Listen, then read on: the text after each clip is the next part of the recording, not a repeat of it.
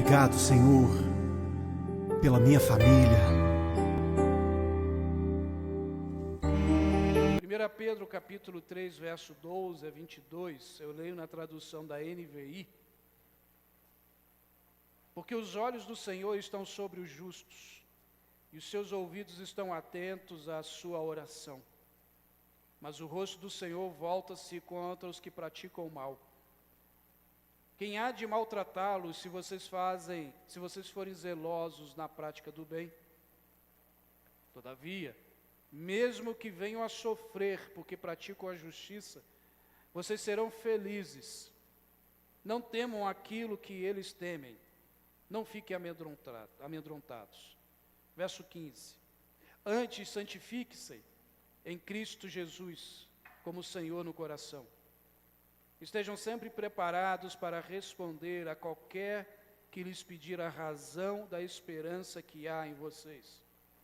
Contudo, façam isso com mansidão e respeito, conservando boa consciência, de forma que os que falam maldosamente quanto o bom procedimento de vocês, porque estão em Cristo, fiquem envergonhados de suas calúnias.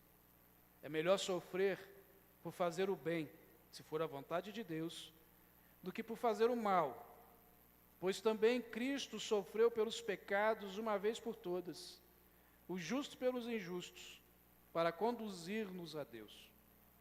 Ele foi morto no corpo, mas vivificado pelo Espírito, no qual também foi e pregou aos espíritos em prisão, que há muito tempo desobedeceram. Quando Deus esperava pacientemente nos dias de Noé, enquanto a arca era construída, nela apenas algumas pessoas, a saber 8, foram salvas por meio da água. E isto é representado pelo batismo, que agora também salva vocês. Não há remoção da sujeira do corpo, mas o compromisso de uma boa consciência de Deus, por meio da ressurreição de Jesus Cristo, que subiu aos céus, está à direita de Deus. A ele estão sujeitos anjos, autoridades e poderes. Irmãos, nós vivemos um tempo de muito sofrimento. Onde há sofrimento. E tem alguns sofrimentos que eles são inevitáveis, vai acontecer. Em alguns momentos da vida nós enfrentamos situações difíceis, enfrentamos problemas familiares, enfrentamos enfermidade, desemprego, perseguição por causa da fé, calúnias, enfim. Mas precisamos ficar firmes com esse sofrimento, mas é difícil. Quantas vezes as pessoas já viraram para você e falaram assim, fica firme. Mas cá entre nós, quantos que na vez no seu coração pensa assim, pô, será que Deus está vendo o que eu estou passando? Ou cadê Deus? Onde está Deus? Será que Deus está vendo? Será que vale a pena continuar sendo fiel?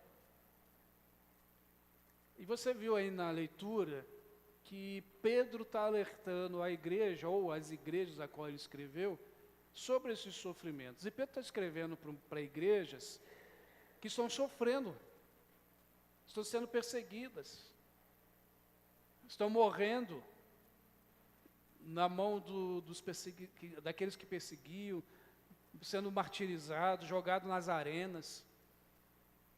Pedro não está escrevendo para uma igreja em que pode abrir as portas a qualquer momento, tranquilo, carregar a Bíblia debaixo do braço, que não vai sofrer nada, como a gente vive aqui no Brasil assim. Mas ele escreve para uma igreja que só o ato de você dizer, eu quero ser batizado, já estava escrevendo, assinando a sua sentença de morte. Porque ia ser perseguido, ia ser colocado para fora de casa.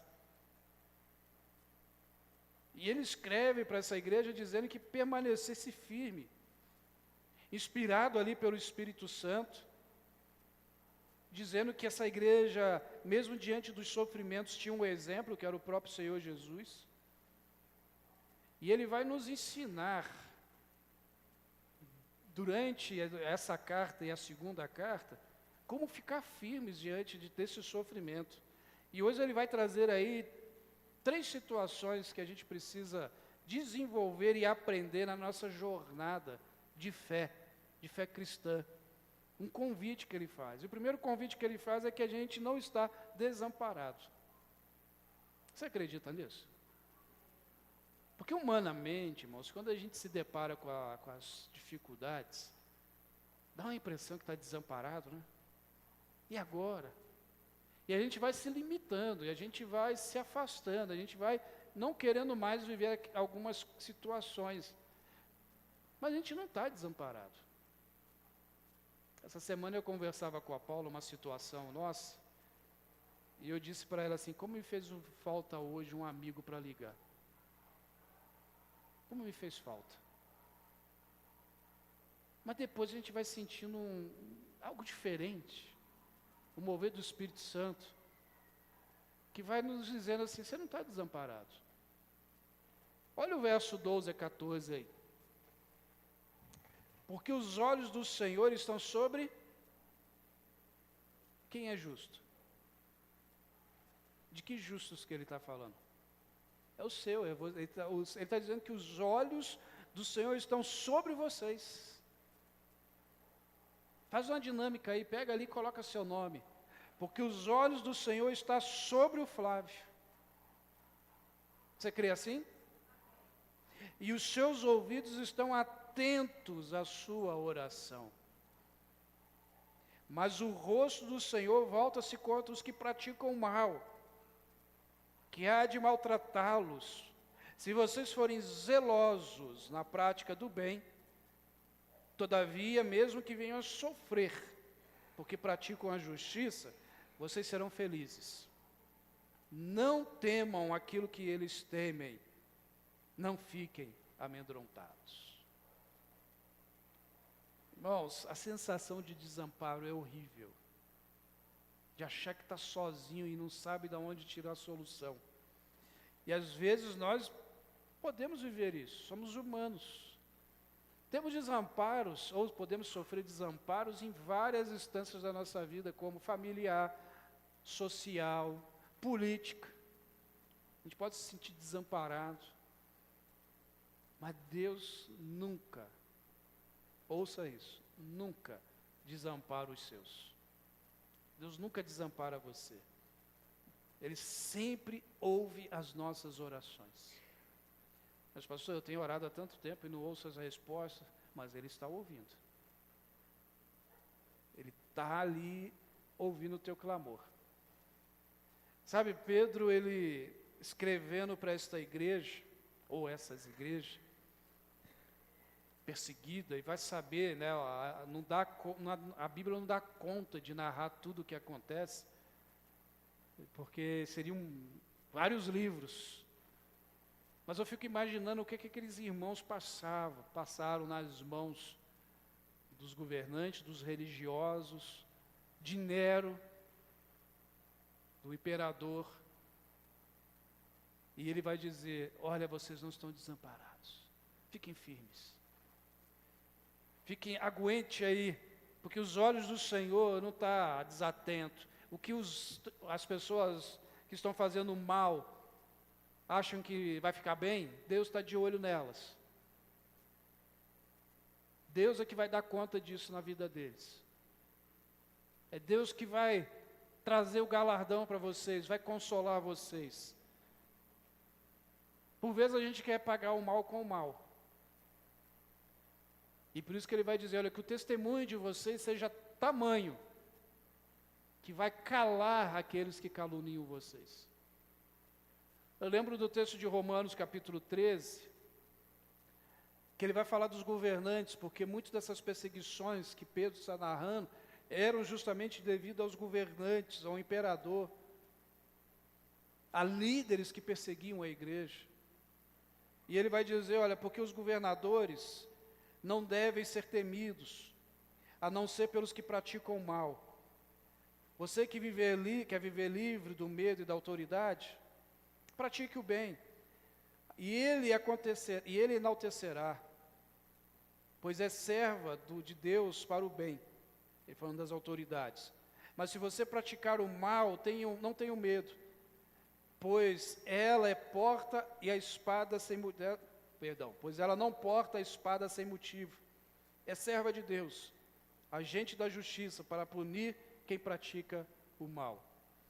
Fazendo a comparação do texto de Romanos com o que Pedro está narrando, Paulo está dizendo, olha, se você fizer o bem, as autoridades não irão te fazer mal. Eu já dou um exemplo que você vai entender. Mas Pedro está dizendo que a igreja sofria justamente por causa dessas autoridades. Então ele vai dizer, se você faz o bem e mesmo assim sofra, continue firme. Agora o que Paulo está dizendo aqui em Romanos? Quando você faz o bem, não precisa temer o mal. Eu lembro uma vez que nós estávamos no Rio visitando a família, e a Paula já havia subido, subi com meu irmão. Na hora que nós começamos a subir a escadaria da casa dos meus pais, um policial chamou meu irmão. Só para dar o contexto aos irmãos, os meus pais moram na comunidade. Nome bonito para favela. E aí, meu irmão chegando do trabalho, o guarda olhou, o policial olhou. Ele é loiro, meu irmão é loiro. Ô loirinho, vem aqui. Perdão, irmãos. E eu peguei e parei junto com meu irmão. Aquele policial olhou para mim e disse assim, você pode subir. Eu olhei para o guarda e disse para o policial e disse, só subo com ele. Ele olhou para mim, tu é folgado, hein? Eu falei, não sou não. Sobe vocês dois. Não fez nada. Porque a gente não tinha o que temer. Lógico, tem que tomar cuidado com os abusos, né? Ainda mais no Rio. Do Rio eu posso falar, tá, irmãos? Né, Paulo? É isso que Paulo está dizendo. Se você não teme, se você tem uma vida íntegra, se você está com a carteira de motorista em dia e passa numa blitz, você ainda passa com o nariz em pé, porque você está em dia. Mas o problema é que Pedro está dizendo o seguinte, mesmo você andando em dia, você pode correr o risco de sofrer. E aí ele usa aí um termo bem interessante, que é a questão do zelo. Deixa eu ver se é nesse verso que nós lemos mesmo. No verso 13, ele vai dizer, quem há de maltratá-los se vocês forem zelosos na prática do bem? A palavra zeloso, ela tem a mesma raiz da palavra zelote. Os zelotes eram patriotas fanáticos, que queriam a qualquer custo libertar o povo. Se tivesse que entregar parentes, eles entregavam. Se tivesse que matar a espada, eles matariam. Eles tinham um zelo patriótico. Esses eram os zelotes. E aí o verso 14, Pedro vai dizer que mesmo você sendo zeloso, poderá passar por sofrimentos. Mas continue firme. Ele vai dizer no verso 14 o seguinte,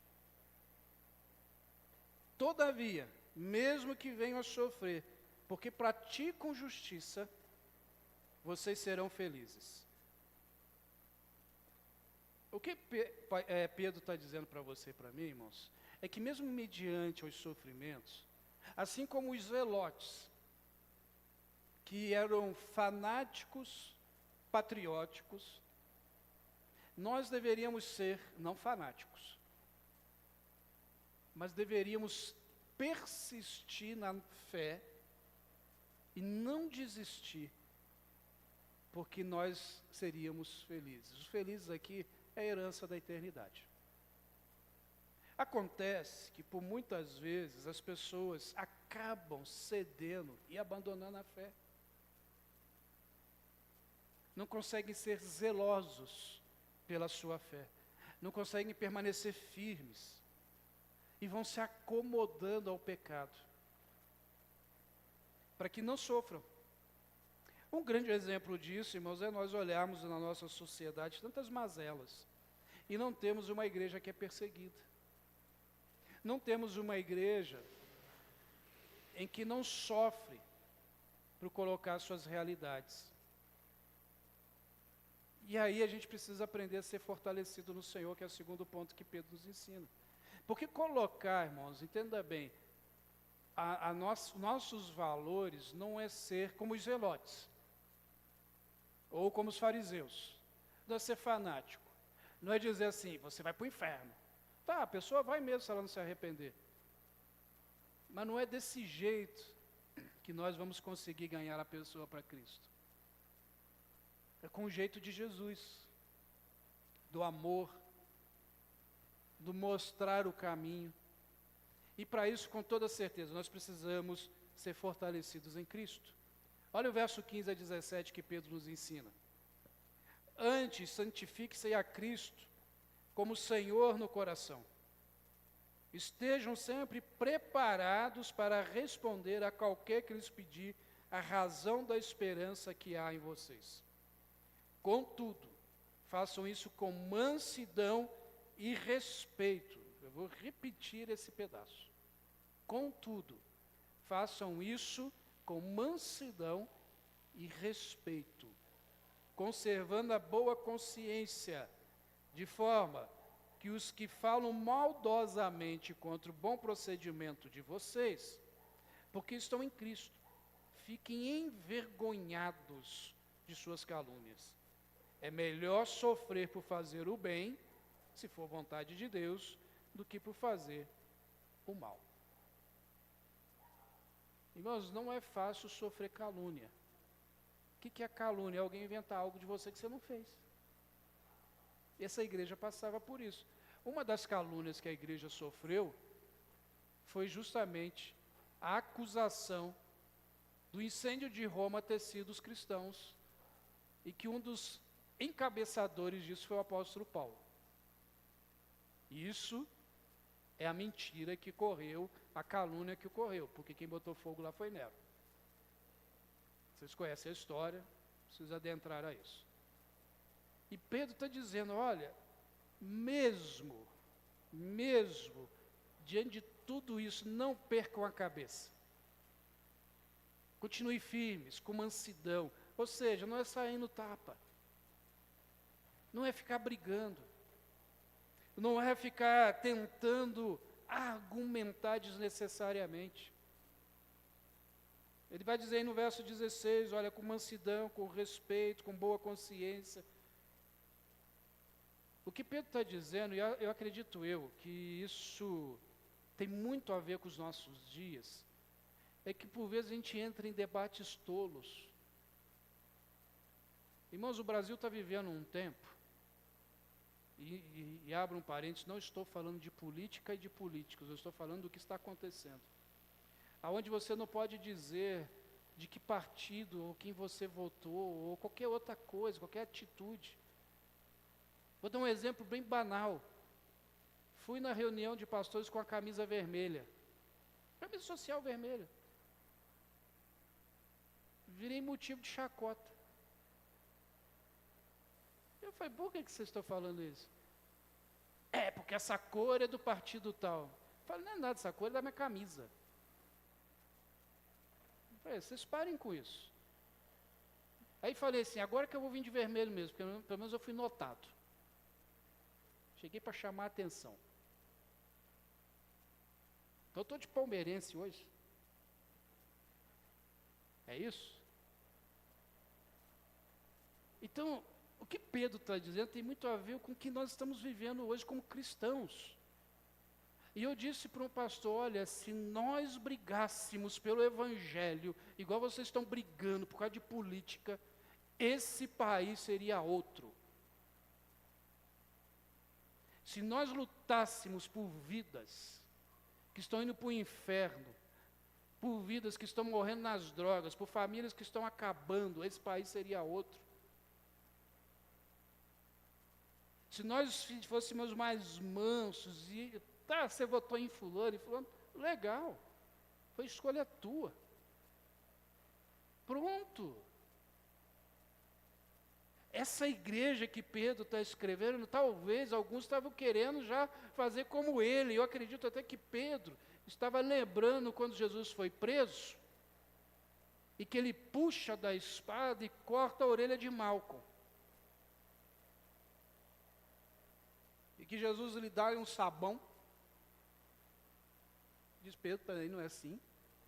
Se eu quisesse, eu poderia mandar aqui uma legião de anjo para resolver aqui o BO. Mas não é isso. E vai lá e repõe a orelha de Malco. E aí Pedro segue Jesus de longe, antes de negá-lo 3 vezes, e vê que Jesus apanha, não abre a boca.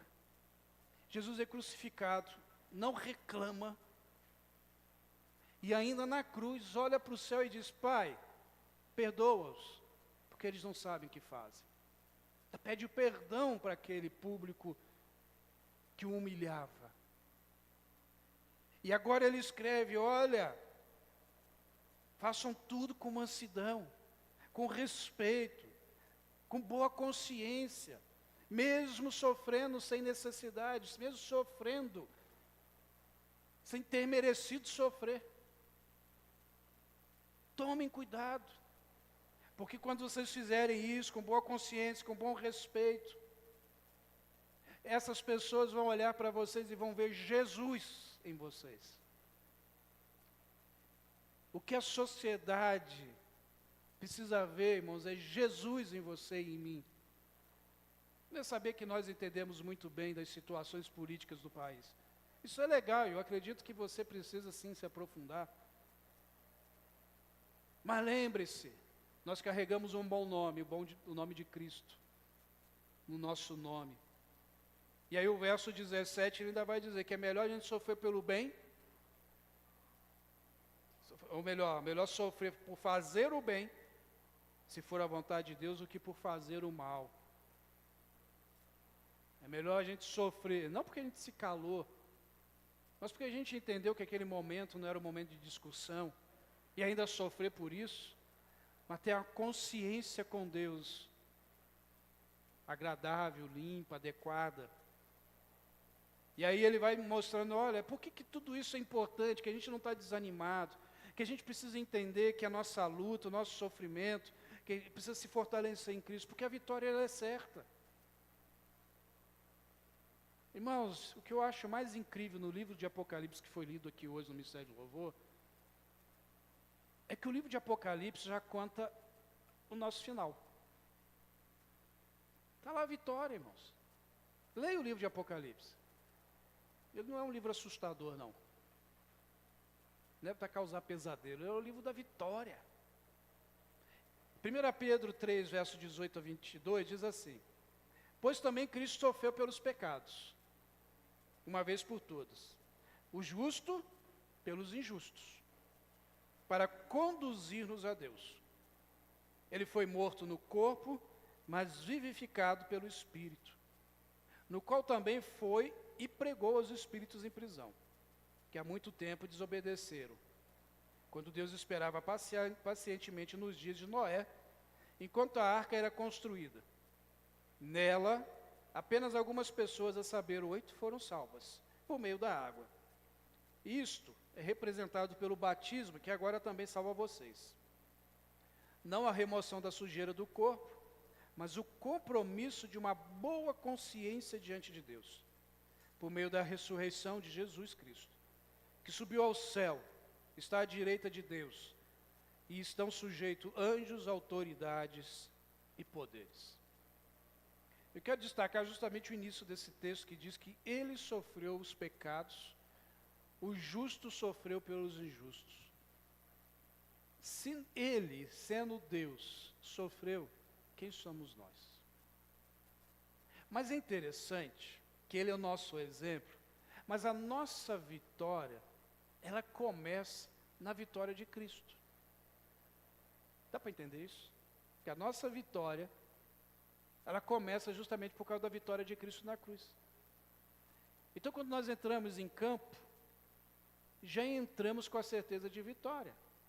Por isso não dá para ficar desanimado. Desanimar, irmãos, não é uma opção para a gente. desistir não é uma opção para a gente. Porque quando eu desisto, quando eu digo que estou desanimado, eu estou dizendo que tudo aquilo que Cristo fez naquela cruz não serviu para mim. Porque eu entro em campo já me sentindo um derrotado, esquecendo que Ele está conosco. Você crê nisso? Que Ele está com você todos os dias? Uma coisa é a gente acordar, a gente passar um dia difícil, meio cabisbaixo, somos humanos, nos cansamos, nos exaurimos com muita tarefa, mas não dá para desistir. Não dá. Porque Ele já venceu. E todas as ferramentas, todos os instrumentos que nós precisamos, Ele já tem disponível para nós. Basta nós irmos até Ele e pedir. Não é à toa que Pedro vai terminando o capítulo no verso 22 e diz que Ele subiu aos céus, à direita de Deus, e a Ele estão sujeitos anjos, autoridades e poderes. Ou seja, Pedro está dizendo, olha, está difícil aí, né, irmãos? Vocês estão sendo perseguidos, Nero inventou uma fofoca mentirosa. Vocês estão morrendo, estão perdendo casa, estão perdendo as coisas. Mas continue firme, porque aquele que venceu está à direita de Deus. Irmãos, amanhã a gente vai para os nossos afazeres.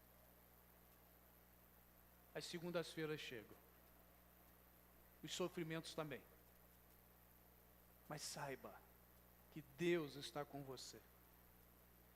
Saiba que no momento de desânimo, no momento que dá vontade de desistir, olhe para você mesmo e diga, eu não vou desistir, porque meu Senhor não desistiu. O meu Senhor não parou no meio do caminho. Ele está comigo. Diga isso para você mesmo. Isso não é opção. Nós não estamos desamparados. Nós não estamos abandonados. Os sofrimentos, quando chegam, e Pedro vai dizer, que sendo da vontade de Deus, chegam também para nos fazer crescer, nos fazer mudar e nos moldar. E é aí que nós precisamos entender. Perguntar para Deus, Deus, esse sofrimento, o que eu aprendo com isso? Senhor, eu estou sofrendo sem ter causado sofrimento. Por que, Deus? E se Deus quiser, Ele vai te responder. Se não quiser, você vai entender em algum momento. Outros sofrimentos a gente cava, a gente procura. Mas o melhor é fazer o que Pedro nos orienta. Seja manso, respeitoso e tenha boa consciência, entendendo que desistir nunca foi uma opção. Você acredita nisso? Que desistir não é uma opção? Mesmo diante de uma perseguição, mesmo diante da morte, mesmo diante dos cansaços, continue firme com o Senhor Jesus. Eu quero convidar você a orar nesse momento. Feche seus olhos. Pai, desistir não é opção para aqueles que servem ao Senhor. O Senhor não desistiu. Não sei se Pedro, ao escrever essa parte do capítulo, ele lembrou daquele momento em que negou o Senhor, no momento que cortou a orelha do soldado, no momento em que ele viu o Senhor naquela cruz e declara, perdoa-os porque não sabem o que fazem. Mas eu tenho uma certeza, Deus,